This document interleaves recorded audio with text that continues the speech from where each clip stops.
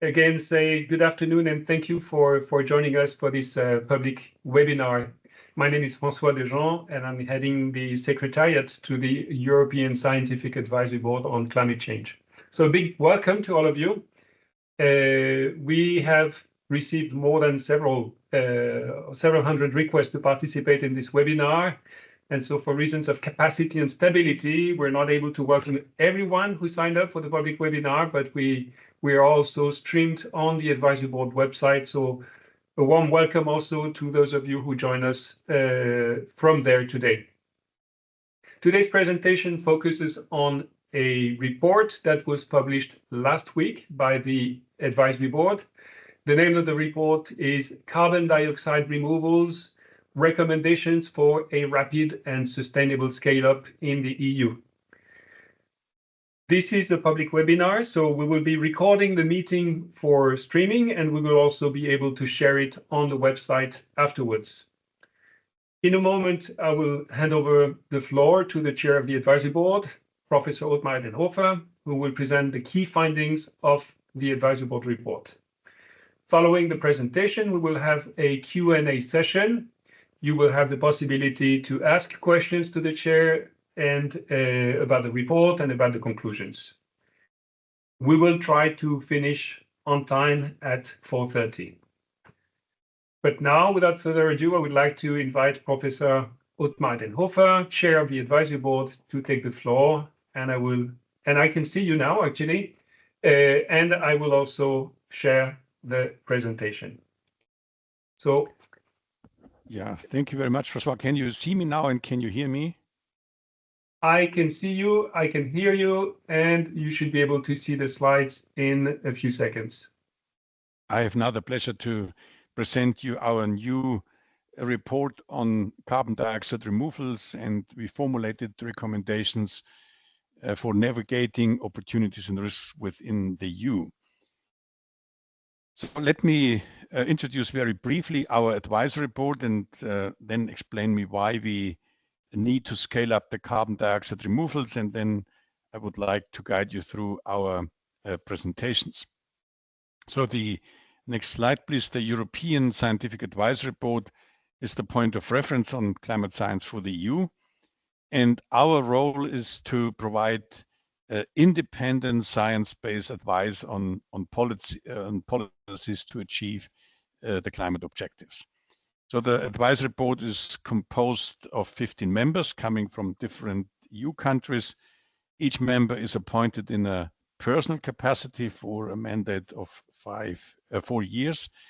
And the board is supported by the Secretariat based in Copenhagen, and the board represents not only different EU countries, but also the board represents a broad range of disciplines. So in recent years, we have focused on major topics such as energy systems, the EU 2040 climate target. We have also identified policy gaps and proposed solutions to help the EU to achieve its climate targets. So you can see this broad range of reports.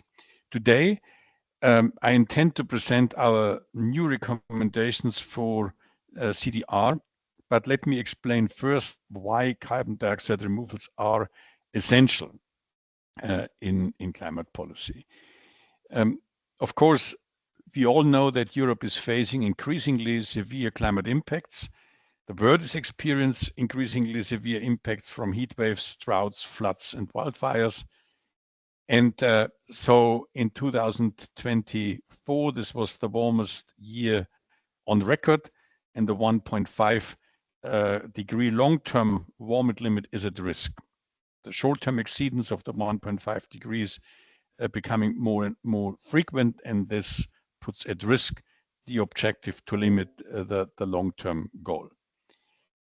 And if we take into account more an economic perspective, we see the climate damages are increasingly rapidly. The social costs of carbon are increasing, and so controlling the temperature would allow us to reduce the climate damages significantly. Now, let me emphasize an important step. that we have to take into account the net zero perspective and the net negative emission perspective. And this is needed to keep the long-term warming below the 1.5 degree limit. And this can be done in 3 steps. In the first step, we can slow down warming by reducing net emissions.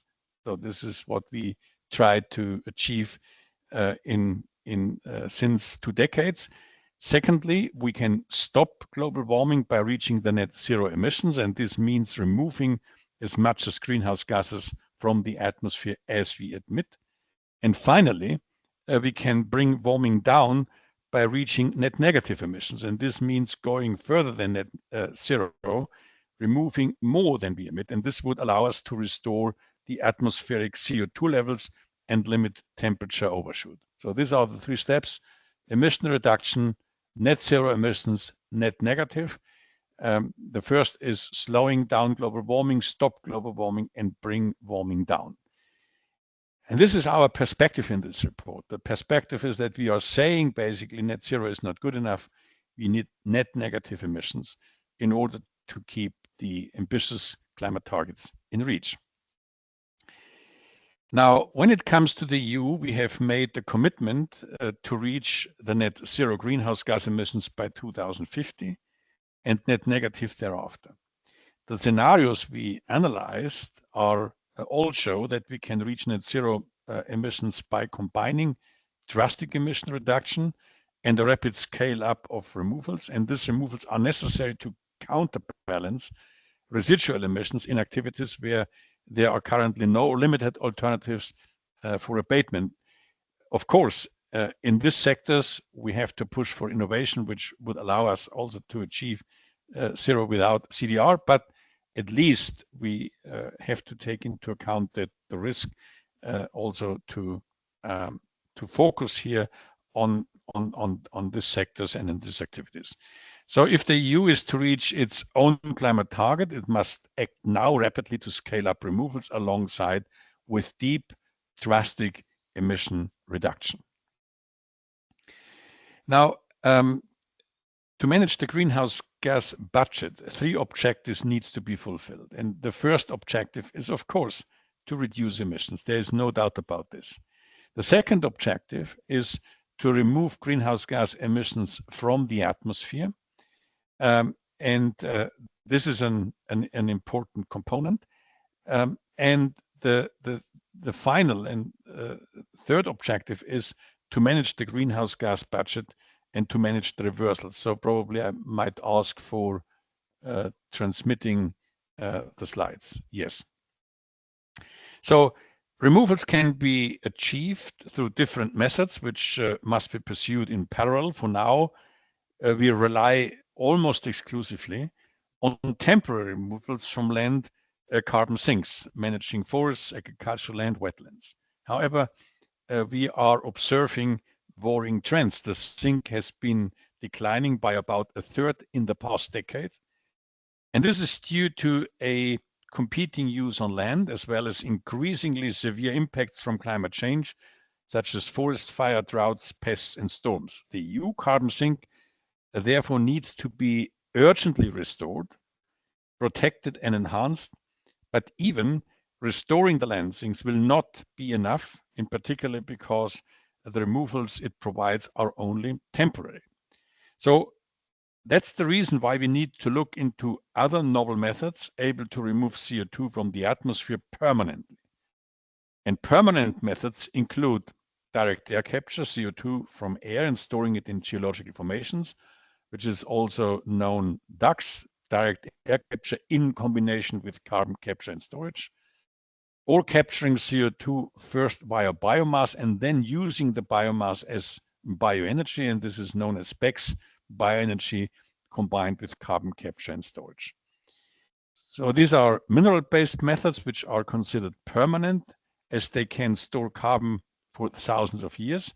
Other methods exist, including enhanced rock weathering or ocean-based removals, but there much more research is needed. All in all, so we need to build a portfolio of methods and technologies to give ourselves maximum chances of success and to balance environmental and economic trade-offs. So we would like, or we emphasized in the report, it's not just one silver bullet, it is a portfolio of technologies.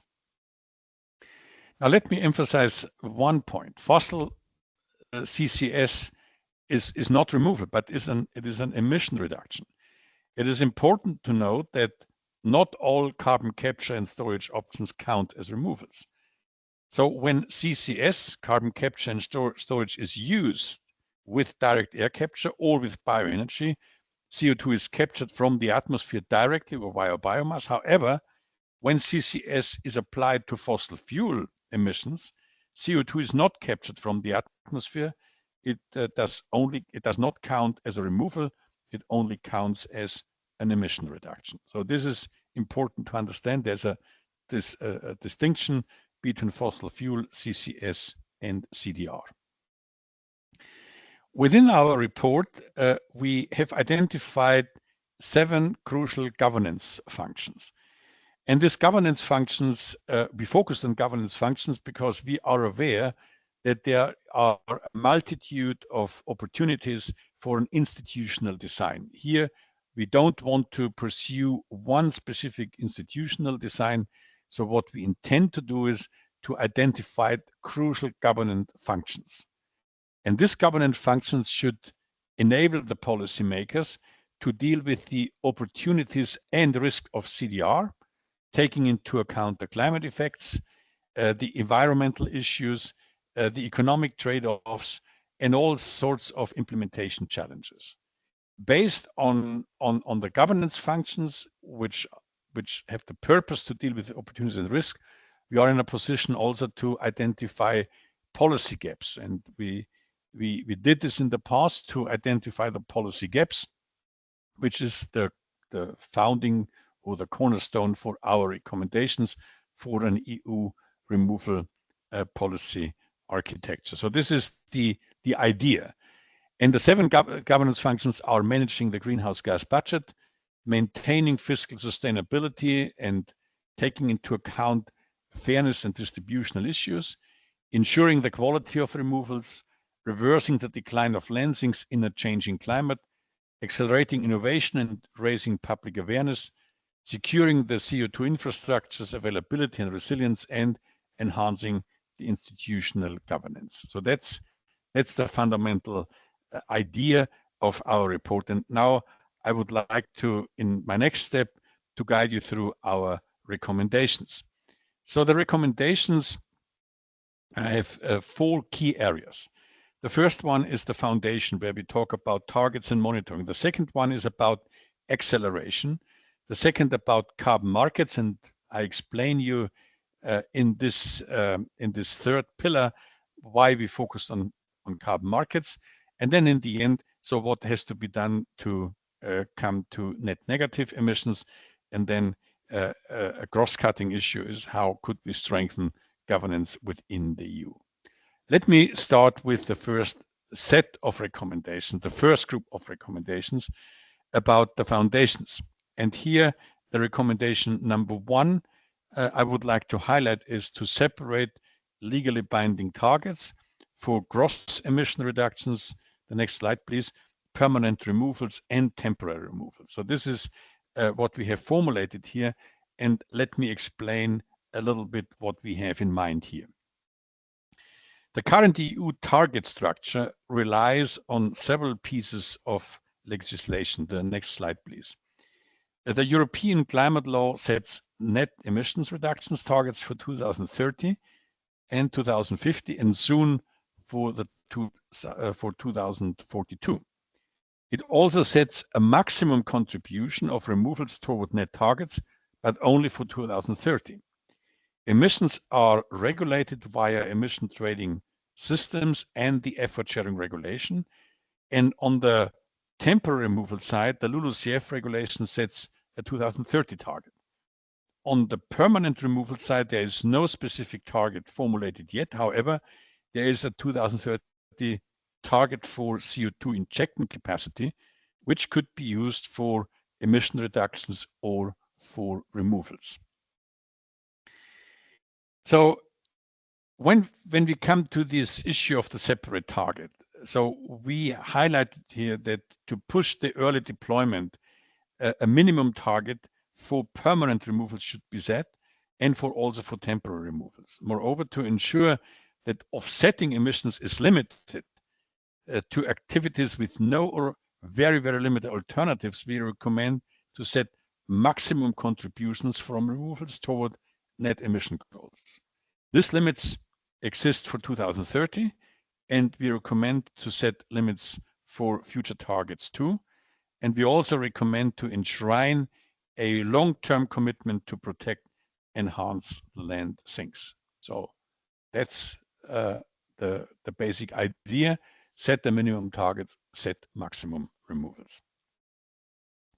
Recommendation number 2, ensure the quality of removals.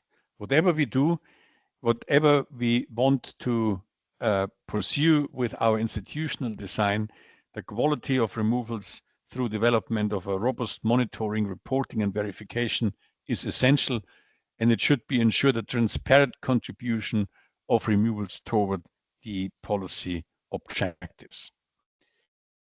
The EU is, next slide please, the EU recently adopted a carbon removal certification regulation, and the Commission is currently developing certification methods in delegated acts, and we recommend for those to include measurable and binding sustainability safeguards. We also made some recommendations to improve the data quality for land monitoring. The next step is about acceleration. So public support is provided, or it has to be clarified what kind of public support should be provided to reverse the decline of land sinks, to diversify methods with innovation, and to deploy the CO2 infrastructure. Recommendation number 3, reverse the decline of the land sinks. Integrate land-related policies into a coherent framework where sectoral measures enhance EU land sinks and foster climate adaptation. So land resources are under pressure from multiple conflicting objectives, such as food production, energy use, ecosystem restoration, or housing. And in the report, we call for synergies and consistency between the different land-related policies, which is a huge challenge, including the Common Agricultural Policy, various bioenergy policies, and the Nature Restoration Law. And also we call for the acceleration of climate adaptation measures, which are critical to protect the land. Recommendation number 4, acceleration of innovation. So that should be done. Next slide, please. Along the different levels of technological readiness. So support is needed across all stages of innovation. For lower readiness methods, for example, for ocean-based removals, more research is needed to understand the risk and the potential.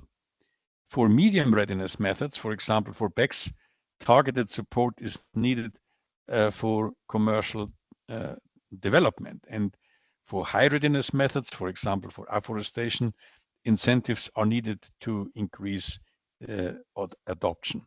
And moreover, in the report, we argue that CCS should be prioritized for removals and for emission reductions in activities which has no or very limited alternatives. One aspect which is very worthwhile to mention here, that providing carbon sinks needs rewards, needs subsidies. Otherwise, so we will not see an acceleration of this innovation. Recommendation number 5, a secure, sufficient CO2 infrastructure. And the infrastructure issue is very crucial, and we made recommendations to increase coordination and planning. Next slide, please. To boost investments, to ensure a geographical balance and the climate resilience of the infrastructure, And here again, we recommended to give a prioritized access to the CCS infrastructure for removals and activities with no or limited mitigation alternatives. So let me move on to our third group of recommendations, which is related to the carbon markets. So before I go into the details, we basically focused on the carbon markets because of two reasons. Of course, enhancing and also increasing the supply of the carbon sinks, subsidies are needed. However, we recognize that the fiscal space in the European Union is shrinking, currently shrinking, and therefore we dedicated our task to think carefully how to design carbon markets, which in the end can deliver net zero, but also net negative emissions. But I focus first on the carbon markets, and here we have to take into account the important aspect of pricing the permanent removals and pricing the temporary removals. And so there, if you look at the carbon cycle, the whole carbon cycle, there are price-based and quantity-based instruments which can incentivize the removals.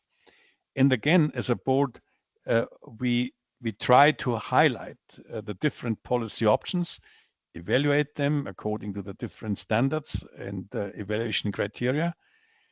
As a board, we did not come up with a proposal because we felt much more research is needed to come up with a consistent policy framework. But we feel that what we can do is highlighting and describing what kind of options are available. So targets, cap and trade system, price-based instruments, subsidies can be used, and we recommend to adopt a dynamic policy mix with both quantity and price instruments to support early stage development as well as to ensure the long-term viability of the removals. And here you can see basically different aspects. So let me move on to recommendation number 6, the permanent removals, pricing the permanent removals. And pricing the permanent removals, we consider here a gradual but a progressive integration of permanent removals in the ETS. However, strict conditions has to be fulfilled. The first one is mitigation deterrence should be prevented. The environmental risks should be taken into account properly. Distributional fairness issues are essential for the public support, and also the dynamic cost effectiveness and efficiency, because in the end, we want to reduce the costs of climate protection in order to achieve the ambitious climate targets. So first, we recommend to ensure a robust certification system for removals before any market integration. And this goes without saying, without transparency, without a common understanding of the quality, markets cannot function. Then we recommend to use the upcoming revision of the EU Emission Trading System Directive to secure the viability of the EU carbon market beyond 2040 and to prepare for net zero and net negative. And we suggest to progressively but gradually integrate permanent removals in the ETS, subject to specific limits. And this can be supported by an institutional framework to manage the integration of permanent removals into the ETS and support earlier stage deployment. Recommendation number 7. So we are aware in the board that the pricing of temporary removals is a huge challenge, and temporary removals, and therefore we propose to introduce new instruments to price emissions and to reward removals in the LULUCF sector, and to ensure coherence with the broader climate policy framework. Next slide, please. So we recommend to separate system and to reward them in the land sector, but we feel that it is absolutely essential that we start to implement schemes in the land sector. Different options exist, such as downstream pricing, upstream pricing, and stock subsidies. Upstream pricing might be more feasible to start with, but when monitoring precision increases, downstream pricing or stock-based subsidies could be considered. So we in the board, we see this as interesting options, but we also are aware that the implementation has its own challenges, and so these proposals, which are discussed now in the scholarly and scientific literature, are not just a blueprint which can be implemented immediately. In the future, these pricing systems could potentially be integrated with other greenhouse gas pricing systems under specific conditions. So we all know that this could increase the long-term efficiency. However, we should be very careful to do this because this could also undermine the current system. So we recommend further public support for the maintenance and the enhancement of the land sinks. And this brings me now to my last fourth area, the net negative emissions. Net negative emissions are essential to stabilize the long-term climate with the recognition of the extended emitter responsibility. And recommendation number 8 says, recognize an extended emitter responsibility. What does this mean? It requires today's emitter, next slide please, to contribute to the removal of the greenhouse gas they emit.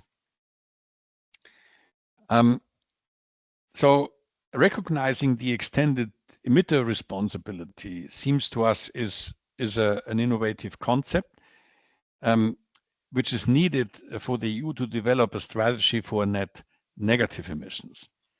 So the extended emitter responsibility in the broadest sense means that we attach an additional obligation to emissions within the greenhouse gas budget. And this can reduce cumulative emissions over time.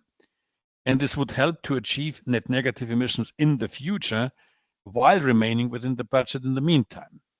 So there are different ways to apply this new concept.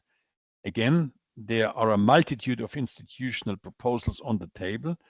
However, the board acknowledges that more research is needed to implement it. So for example, the ratio of removals to emissions could be higher than 1:1, and then they could be used to increase the climate mitigation ambition even further in the future. And this is something which we should recognize. Net negative emissions would allow us basically to clean up the atmosphere. So to undo what we have done in the past. And this extended emitter responsibility is not just it's just a new option for increasing the climate ambition and to clean up the atmosphere. And finally, so this brings me to my last point. Finally, we need strengthening the governments, and here we have a few cross-cutting recommendations on strengthening it.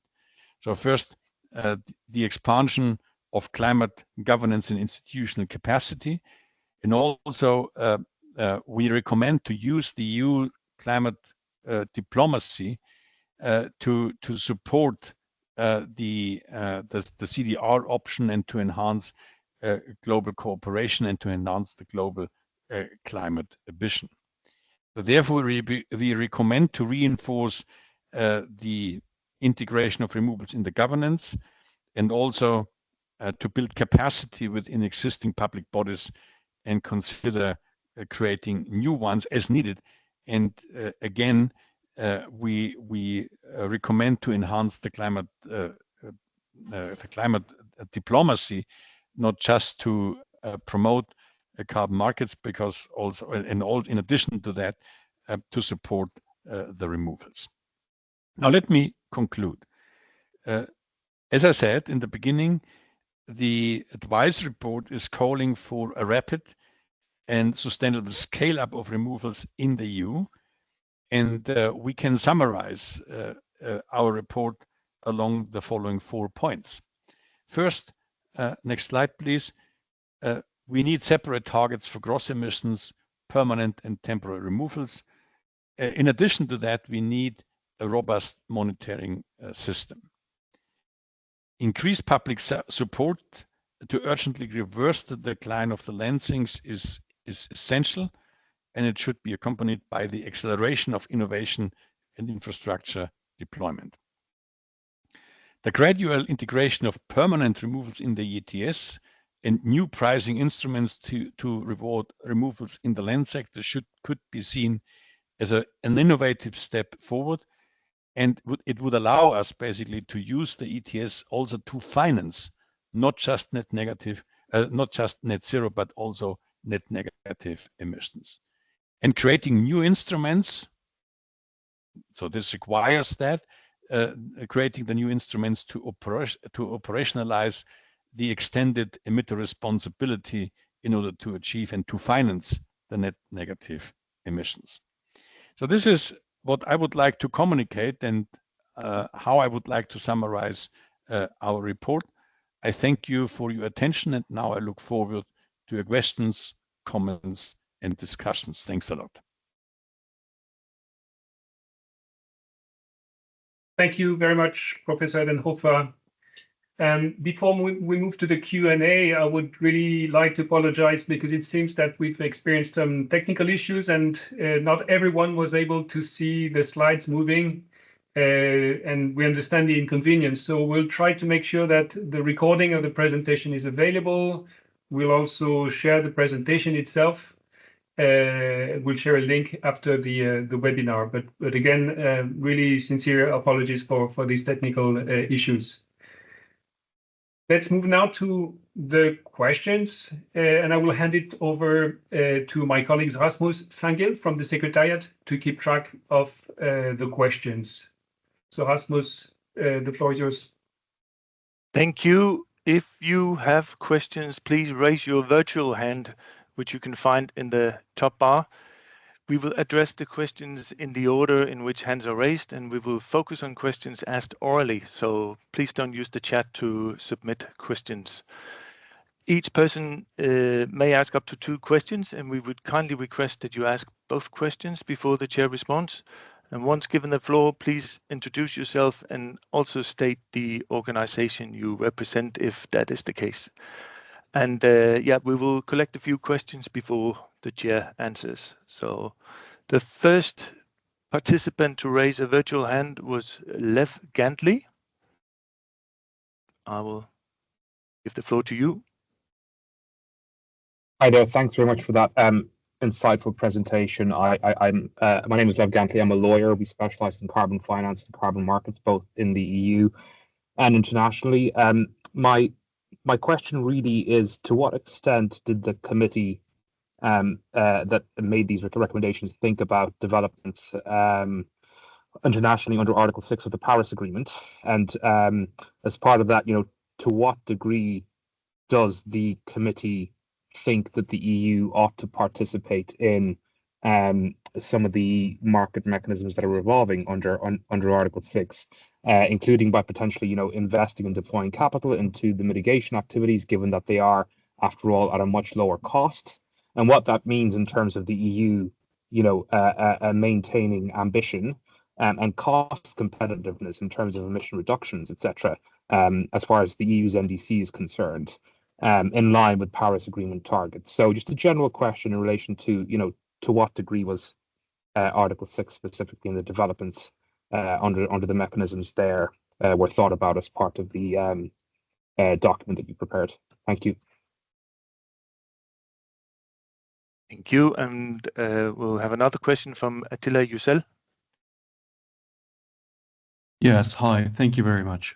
This is Attila from the Negative Emissions Platform. My question concerns the issue of CCS, in particular, the issue of CCS-based removals over fossil CCS. And this features in your analysis across different levels in targets, funding support, infrastructure. My question is, do you see a bottleneck, and how concerned are you about competition for limited CO2 transport and storage capacity? And in your assessment, what shortfall do you anticipate, and how should policymakers address this constraint? Thank you. Thank you. And I think we can move on to, and Dom also, and take one final question before Ottmar responds. Hi, I'm Dom of CZ Risk. We noticed that the ocean doesn't have a big space in your study, so I'm wondering whether you're planning a follow-up study focusing on ocean methods. And at CZ Risk, we have done such an exercise and come to the conclusion that most technological methods out there are highly risky, can have opposite effects, can have regional and global effects, which current governance systems would not be able to handle. And we also conclude that the moratorium provisions of the Convention for Biological Diversity and the London Protocol and conventions are good instruments to ensure a precautionary approach. So my question is, well, on the one hand, do you foresee more work on ocean? And secondly, what do you think of the moratorium governance frameworks that are already partially in place? Thanks. I'll now give the floor to the chair of the advisory board. Yeah, thank you very much. So I can start with the last one. So for this cycle, we will not have another report on ocean methods. That's quite clear. We basically in the report we are aware of the risks in general, and therefore we basically try to highlight and to outline a governance structure which should allow the policymaker to deal with that risks. But so we see the risks on two sides. One is it is definitely very demanding from a governance perspective to handle CDR. But on the other hand, there is also a risk that the risk of overshoot. And if we have this risk of overshoot, then definitely it's a let's say a pathway between Scylla and Charybdis. And in that sense, so we have to deal with this risk approach, and this is what we intended to do in the report. Now, regarding the Article 6, so that's a very important question. So as pointed out by our recommendation, so for the 2040 target, the EU must achieve ambitious domestic emission reductions, and in addition, emission reduction outside the EU are necessary to bridge the fairness gap. So this is what we already highlighted in our 2040 report.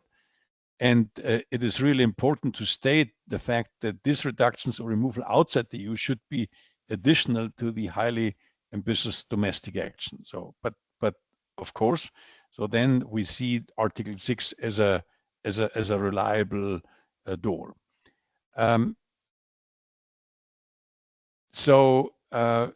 Then basically there was this question on CCS. The question was, do we see a bottleneck about competition for CO2 transport capacity, and what should be anticipated and how should we react? So in the report, we recommend to prioritize innovation funding and infrastructure funding and access for the CCS removal, such as BECCS, DACs, and for CCS activities in sectors with no mitigation alternative. And this is, so if we would have a completely comprehensive pricing scheme, this would probably, which is comprehensive sector-wise, and where basically people anticipate that the price increase. So there would be probably no need for that, but we don't have such a system. And therefore, we think an additional prioritization via regulation is important. Thank you. And now on to Cody Rossi. Hello. Can you hear me okay? Yeah. Awesome. Great. Thanks so much. Hi, Cody Rossi here with the Environmental NGO Clean Air Task Force. Thanks so much for this report and also for the opportunity to give a question so directly. We published a report last December just on ETS integration. So I was looking at the sections on your recommendations for ETS integration very closely. And one of the things that stuck out to me was your proposal for an intermediary institution. And this is something I've been thinking about quite a lot as well in terms of like a best case scenario for managing and integrating carbon removals into the ETS, but also just managing them in general. And so the way I conceptualize it is that you could have this institution act in terms of either quite a broad mandate or quite a narrow mandate, whether that is managing procurement, stabilizing the carbon market, managing liability, and then also extending to monitoring methodologies and adjusting them. Do you think that it is realistic to have a broad mandate in today's political kind of environment? Is that something we should set as a longer term target? Or should we be pushing as civil society, as experts, to try and get this institution built up, even if it only has a narrow mandate in the start? Thank you. Good. And then we'll have another question from Tobias Persson. Thank you, Tobias Persson from the Swedish Environmental Protection Agency. We have just presented a similar analysis on permanent carbon removals, and we come to pretty much the similar conclusions. And however, we are slightly more positive on removal trading systems or quota obligation instead of integration into the ETS. And that's partly because we see it's more compatible with the phase when the net negative emissions are to be achieved. So my question is, what is your view on removal trading system and quota obligations already from the beginning of 2030s? So thank you for a good presentation. Thank you. And then just one question from Fabiola de Simone. Yes, good afternoon. Thank you very much for the presentation and for the possibility to react and ask questions. My question is very much linked to the last one, and I second also that question.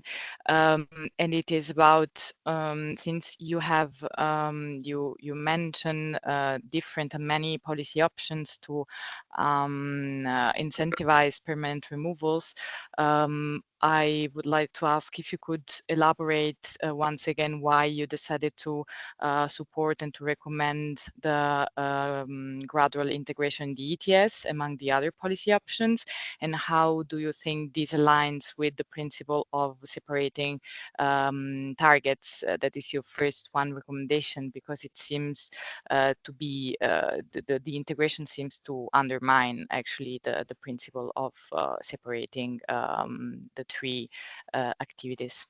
Thanks a lot. Yeah, so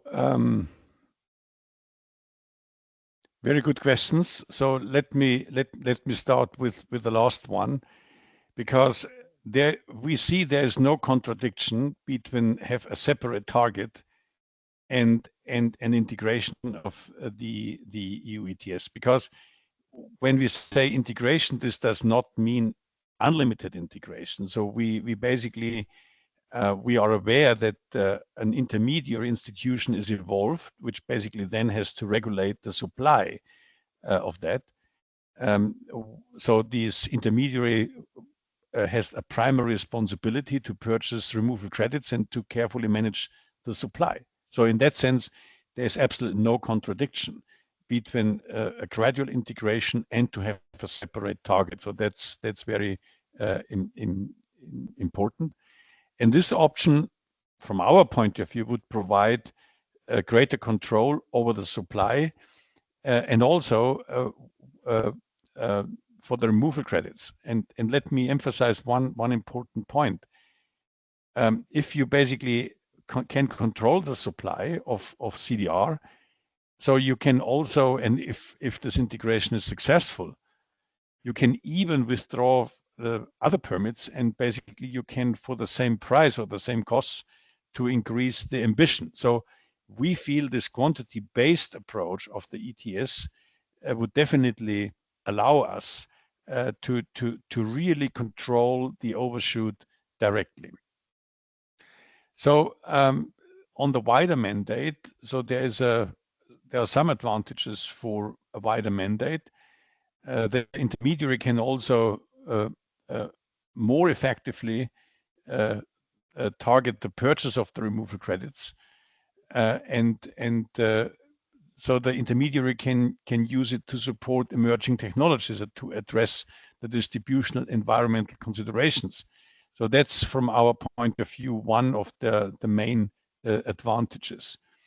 So then there was a questions about what is our view of regarding the integration of removals into the ETS for the beginning of 2030. So we highlight several main advantages, like the cost effectiveness and the fiscal sustainability. And we know that the integration is this I mentioned already and discussed this, is compatible with the separate targets. Targets can create the boundaries of integration. So that's very important. Then there was a question about different options to incentivize the permanent removals. And yeah, so again, this issue about the separate target, though we don't see here a contradiction as long as an intermediary can control the supply. I think I basically answered that questions, and we can move on to another round. Thank you. I see Fabiola De Simone, you still have a raised hand. Would you like to ask another question? Okay, all right. We'll move on We'll move on to Angel Muniz. Hi, good afternoon. Thank you very much for this presentation. My question will be on the monitoring reporting and verification, so on the recommendation 3, because I'm coming from the European Marine Board. We have a working group looking at the monitoring, reporting and verification protocols, tools, and possibilities for marine carbon dioxide removal. So I would like to ask if, apart from recommending that we need to develop a robust MRV, do you also suggest on how we should do that? It will be more private-led monitoring, or should it be more like public funding? And it's also how, if it's going to be including, for instance, environmental impacts of these technologies and so on. Yeah, that will be really interesting to know if you look at that on how we are going to do MRV, actually. Thank you. Thank you. And then we have Milan Luz. Good afternoon. Thank you so much for the presentation. I'm working with Bellona Deutschland, an environmental NGO. One of your recommendations has been to increase financial incentives for increasing the lancings. My first question is, what potential do you see in that land and forest owners accept these incentives to an extent that would be necessary to reach the LULUCF goals in 2030 and beyond? I have worked with financial incentives for increasing the forest sink in Germany, and I've observed that social acceptance is crucial and not easily gained. My second question is about a potential gap between the CDR that we theoretically need to reach negative emissions and the potential for CDR.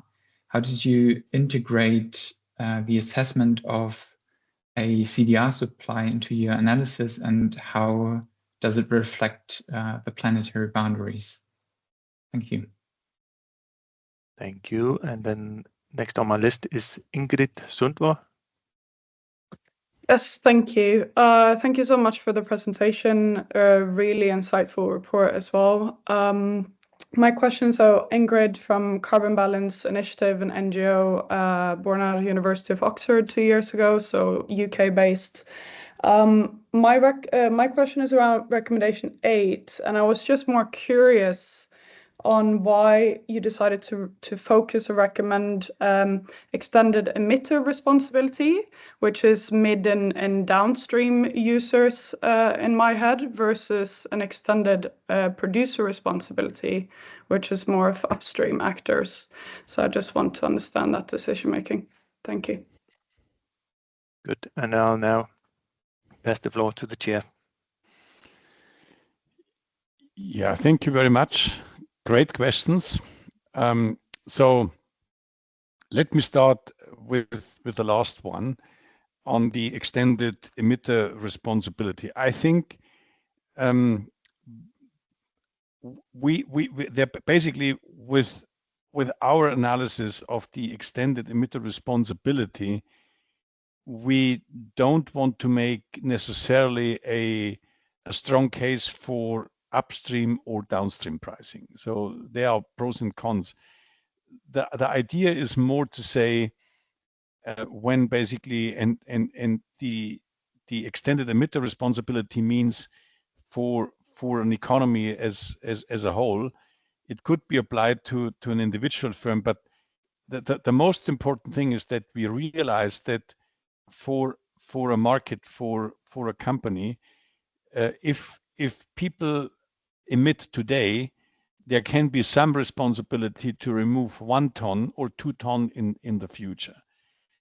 And there are a multitude of institutional options to implement such a thing.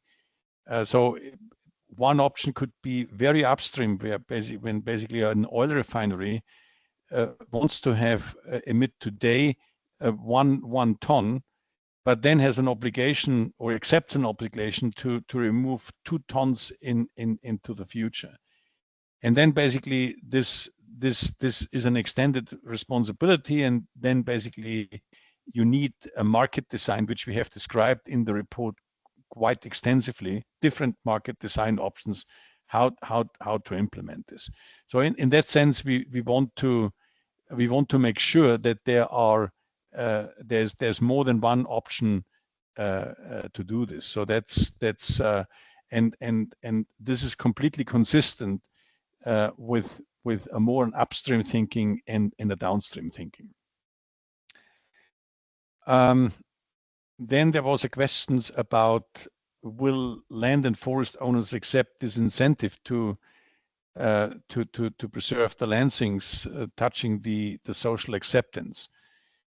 There is a huge issue in particular on pricing in the LULUCF sector, and so you should take into account when we talk about the LULUCF sector, we see 2 components. One component is we want to price emissions in one way or another, and we think this is important because otherwise, without pricing LULUCF emissions, we would create all sorts of perverse incentives for using biomass. And the second component is when suppliers provide carbon sinks, so that should be rewarded. And this is something which are 2 parts of the same coin, and both have huge acceptability problems. So we are fully aware of that. High costs of MRV could be very challenging. Here we call for investments to improve the system for monitoring, and also we emphasize a stable incentive scheme. So we need commitment, a long-term commitment, because otherwise, so from my point of view, social acceptability of reward systems in the land sector is very much related to long-term commitments of the policymakers, and we all know that it is very hard to come up with commitments. Then how to integrate the assessment of CDR supply in the analysis, and how does this reflect the planetary boundaries? So in our analysis of the scenarios, we have taken into account sustainability limits. We did this already in the 2040 target report. For example, risk thresholds on bioenergy, but also limits to the land sink related to the climate impacts. And we recommended in the report binding sustainability safeguards for in the certification of removal. So that is very important. Then there was a question on monitoring and reporting of removals. So our answer is here, more research is needed on ocean-based removals in order to better understand their risks and the potential. On MRV in general, so private sector or the public sector, from our point of view in the report, we think that we need public institutions, because without transparency, which creates a policy and a regulatory environment, so nothing, neither the market nor direct regulation can work. Then there was a question on different policy options to incentivize permanent removals. I think this basically I answered when it comes to the target issue and the separate target, and there is no inconsistency here. I think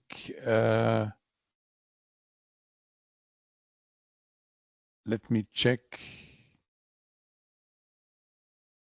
Good. I think we Yeah, can so move on. then I think we can move on. Yeah. We can move on to the next round of questions. I have Lou Letreux on my list.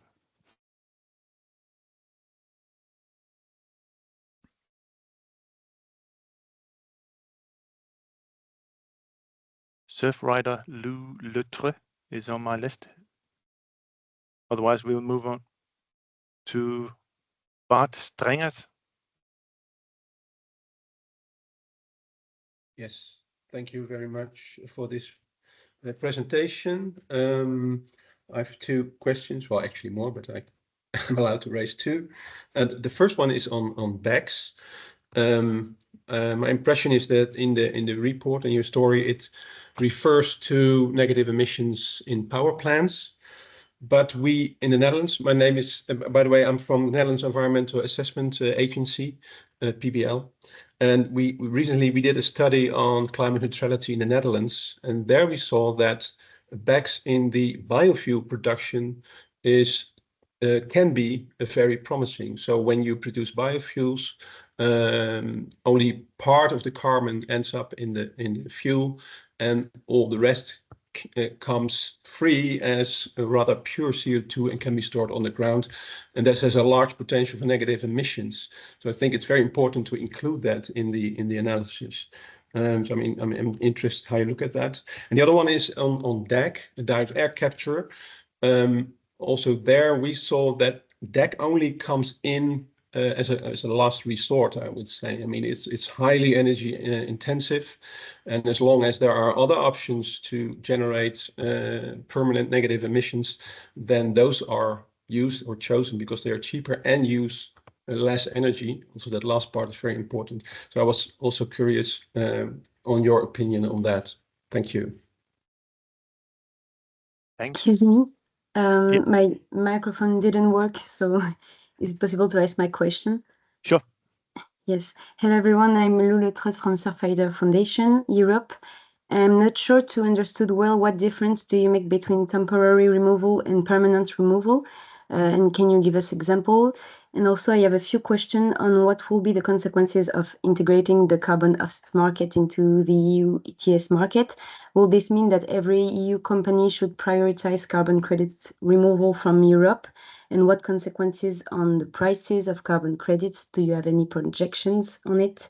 And if I understood well, there won't be any equivalence between carbon quotas and carbon credits. Thanks. And then we'll have questions from Michael Dutschke. Thank you very much for the highly interesting report. I specifically recommend the extended emitter responsibility.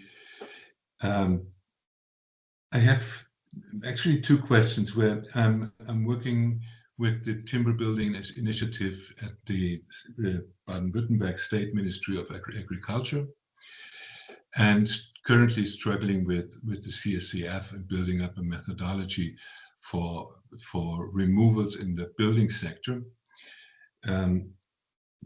This leads me to my question. One, that I see a certain contradiction and a problem in definitions between the inventories, the state inventories, and the project-based mechanisms with their requirement for additionality. Additionality is not as easygoing as for me in understanding, like in reduction mechanisms, because what you build up as a stock there is actually there. There's no need for a baseline, to my mind.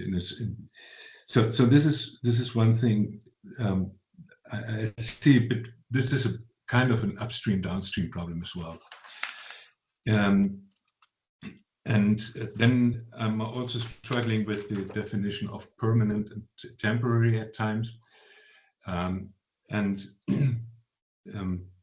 Coming back to the extended emitter responsibility, wouldn't it be an option to look at the overshoot emissions, the part of the emissions that contribute to the overshoot, when they are compensated, that these compensations all account as temporary only, so that in the future the emitter needs to contribute to the removal. Thank you. I will now pass the floor back to Chair. You need to unmute, Ottmar. Very interesting questions. I'm not sure I can answer all of them. So it's we have to think about many of these interesting things. So I start here with DAX and BECCS.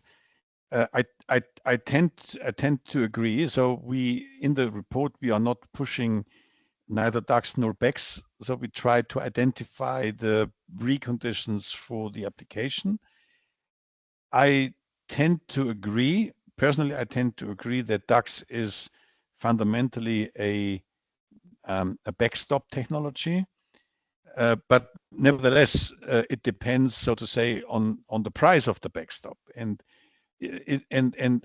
what kind of price for the backstop is acceptable depends very much on the social costs of carbon. And the social costs of carbon currently, so the additional ton of CO2, the damages which are caused by an additional ton of CO2 is well above 1,000 euros of 1,000 euros. So in that sense, I would say the backstop technology around this price is then the one which in the end could be applied. So, and we all hope that the costs for DAX will come down.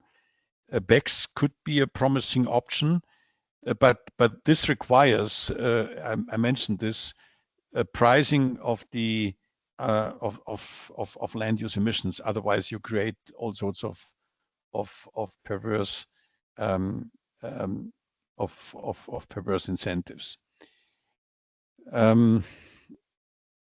Then basically the difference between permanent and temporary removals. So we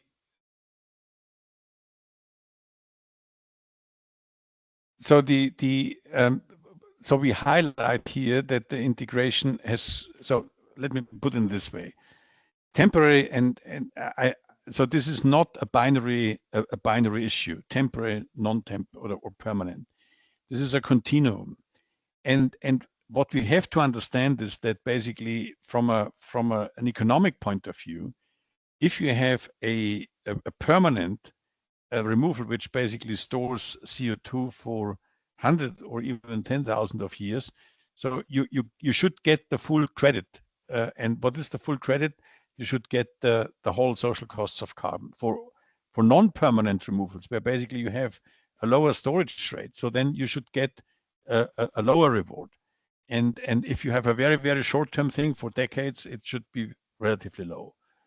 So That said, this makes the integration of within the ETS as a complicated thing to do, and therefore we basically highlighted at the beginning we should basically include into the ETS more the long-term issues, and we are afraid, or I'm also afraid, that basically when it comes to the storage duration, this is up to all sorts of lobbying activities where lobby groups try to convince the regulator about the storage time. So in that sense, and one thing I would like to highlight, given that fact that pricing of the temporary is a crucial thing, there's a misperception here. Many people believe that temporary removals are cheap ones.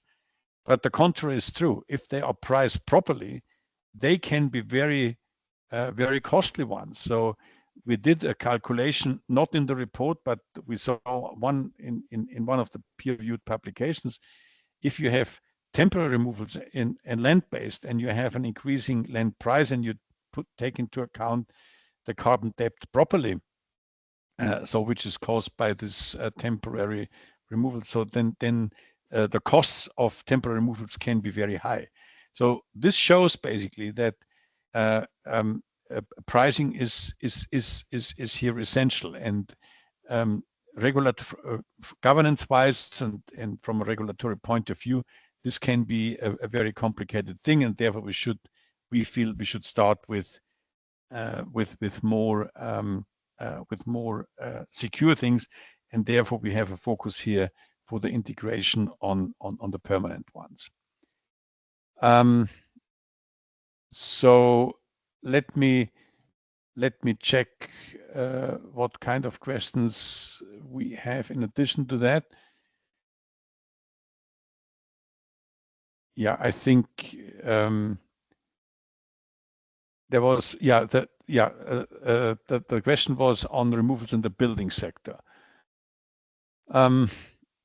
So I'm not sure that I can give Michael Dutschke the answer which is good enough, but the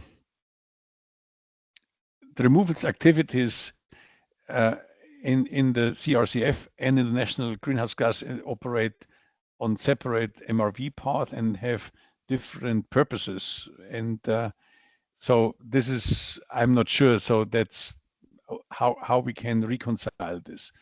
One thing I would like to emphasize, when you mentioned basically the overshoot, and should be the overshoot as something which is then by definition non-permanent, I'm not sure if I would agree on this, because you need net negative to bend the temperature curve back, and if the net negative is permanent, so then you should get the reward to the extent which basically the long-term damages are reduced. I don't see a reason why, by definition, this should be counted as temporary. And then there was a, I think that this is what I have in mind. Probably I didn't understand precisely what you are saying here, but from my point of view, your proposition that overshoot, the amount of overshoot which is then reverted, should be counted as temporary. So at first glance, let me say this, I disagree. I think when basically the net negative is a permanent one, then the people or the supplier which basically provides this carbon sinks should be then rewarded with the full price of the social costs of carbon. But probably this needs a little bit more discussion. Thank you. And I still have quite a few people on my list, and we have a bit more than 10 minutes left. So if you could try and keep your questions short and concise, it would be much appreciated, and we can have as many people ask their questions as possible. So next on my list is Dietmar Mirkes.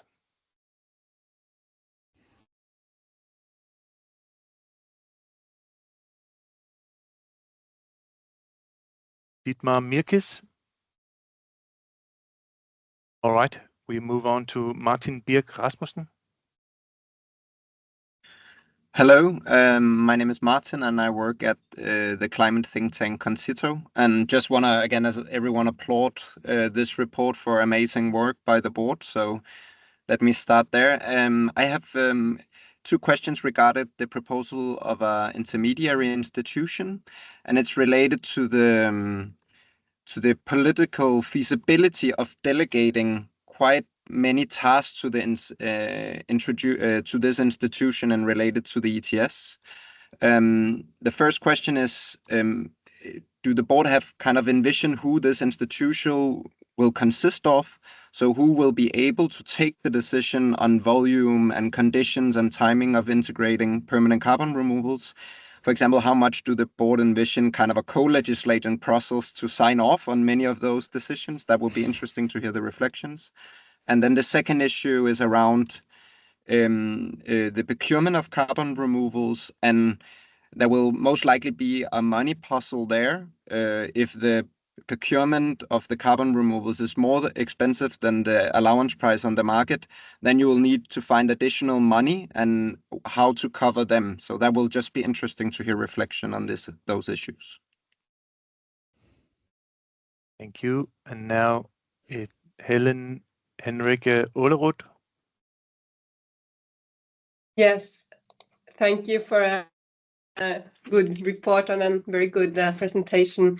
I'm Ellen Ålerud from Equinor. I work in the carbon market, nature-based solutions, and I just had time to read part of the report, but it appears to me that what you call temporary removals or land-based removals are a technology that is available today, at least in the report. The cost of CO2 is relatively low compared to other solutions, and you have relatively lower risk regards to climate, biodiversity, and the wider economy. So my question is, given the recent decline of the land sink, are pricing instruments sufficient to reach to the necessary targets and the net zero by 2050? And will there be room for more private sector involvement? Is the pricing instruments mainly within the public policy sphere? And how will that be sufficient in increasing costs and increasing budgets for other purposes, security, etc.? Thank you. Thank you. And to just give the chance again to Dietmar Mirkes. See if you're able to ask your question. Doesn't seem to be the case. All right, then one question from Ulrika Arnio.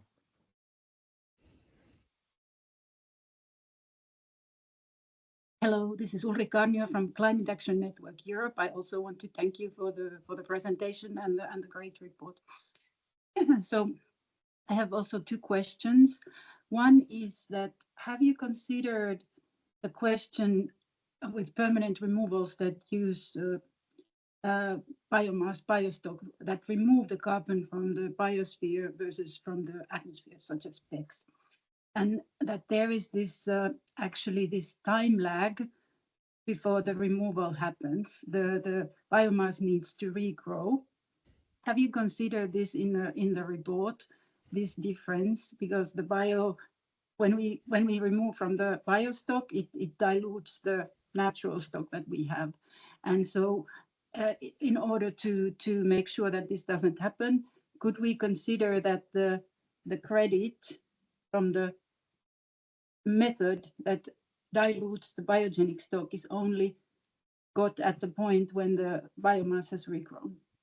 Have you considered this difference between bio-CCS and CDR in the report? And then I have another one on the market mechanisms and on the cost efficiency.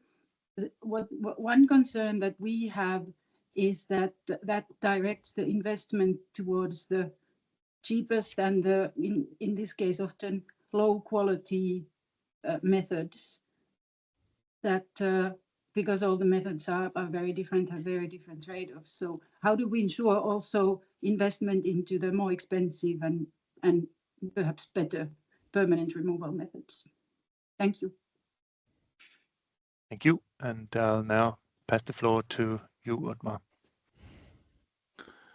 Yeah. So again, great questions. I start, so to say, with the intermediary institutions, the political feasibility, and the money puzzle. Of course, we have discussed this in the report, but as you know, it is a very complicated thing to delegate things to an intermediary institution. And in one of the proposals, such an intermediary institution is called the European Carbon Central Bank. It's just a metaphor to show how challenging this is. We haven't discussed this in detail, but we are realizing that when we start to integrate CDR in some sort of CDR, at least into the ETS, a more elaborate governance structure is needed. And is this politically feasible?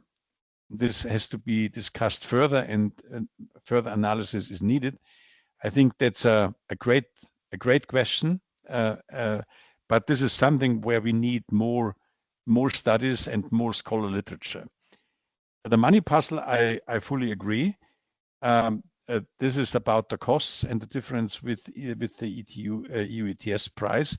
So we need some public money to push this. And where does the public money come from?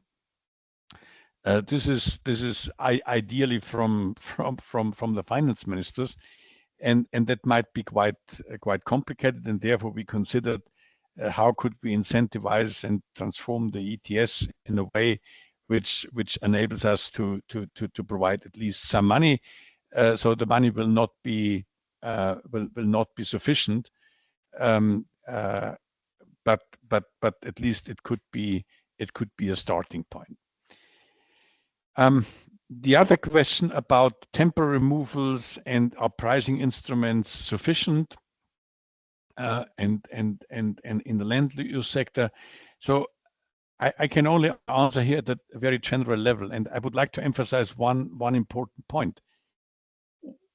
If the temporary removals are priced properly, they are not necessarily the cheap ones, because you have to take into account that temporary storage is a disadvantage, and this disadvantage has to be reflected in higher prices, and therefore the temporary removals which are now traded on the market are not priced properly. So this is something which we can say, and therefore we need a regulatory framework which allows us to price this properly, and this has to be done by a public authority, and this cannot be done by voluntary markets. So that's from my point of view a very crucial aspect here.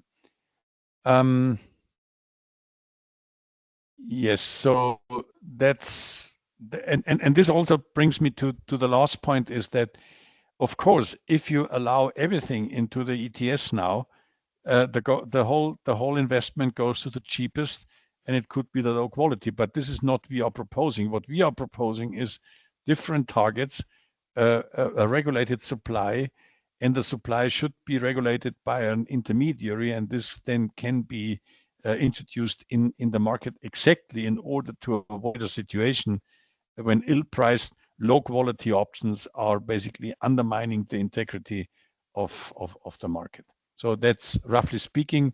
We discussed this at a very general level, but as a board which basically tries to cover the relevant issues, it's a very tough task, and I apologize that sometimes we can only deal with this issue at a very general level. Thank you. Unfortunately, we are running out of time now, but in case you still have questions, you are more than welcome to reach out to the Secretariat. We'll put the info in the chat now, and then follow up by email afterwards. Rasmus, one thing I forgot, and it seems to me that's this issue. So about this time lag of the removals and to remove carbon from the atmosphere and so on. So my answer here is this is why we recommended the complementarity between BECCS pricing and the LULUCF pricing. And regarding biomass regrowth, we did not get into the temporal aspect of biomass growth in detail, but we highlight in the report we need for enhanced sustainability safeguards in the way that we use biomass for removals and within the wider value chains. So that's what we have in mind. Yeah. So sorry, Rasmus, but we want to come to an end, right? I'll pass the floor to Francois for the final remarks. Thank you, Otmar. Thank you, Rasmus, and thank you to all of you for participating in this webinar and for these excellent questions. I think we could certainly go on for much more time because those questions call for others. And as Rasmus said, you're all invited to reach out if you want to bring additional points or questions, and we'll do our utmost to address them. Apologies again for the technical issues that some of you experienced. We have now shared the presentation on the website. I think the link is available in the chat. And for those of you who are joining us via web stream, then you can find the PowerPoint that was presented on the website. So I would like to thank all of you for participating in this webinar and for all the good questions. The webinar has been recorded and we will share the recording on the website very shortly. So thank you again and wishing you a very nice evening. Thank you very much for the great questions.